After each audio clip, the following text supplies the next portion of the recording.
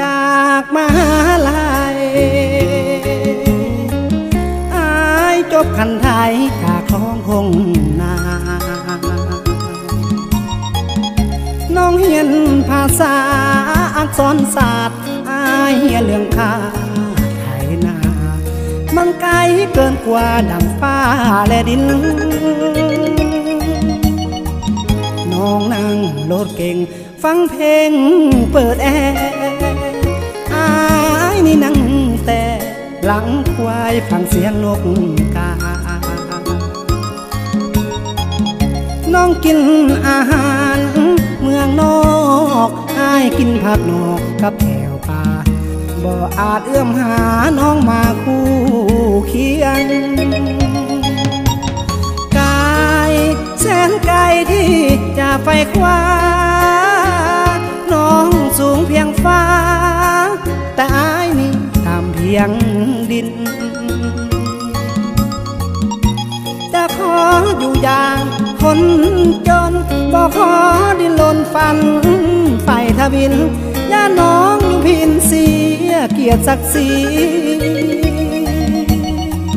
อายเกิดมาจนต้องทนทำใจคงบ่มีใครสนใจผูกมิตรไมตรีจึงได้แต่เศร้ามนมองหากน้องมาตั้งหลายปีเพื่อเกียรติคนดีอายนี่ขอลา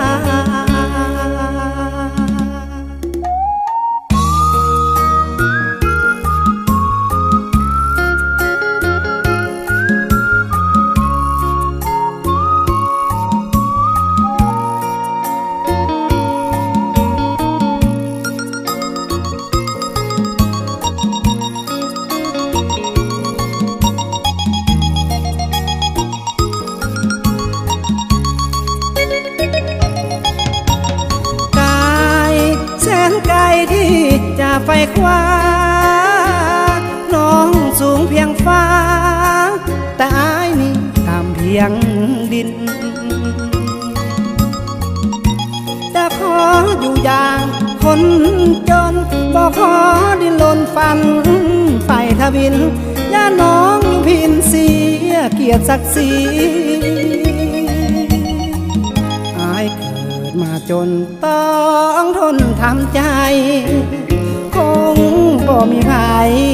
สนใจผูกมิตรไมตรี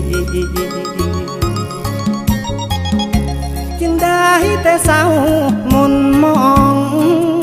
หากน้องมาตั้งหลายปี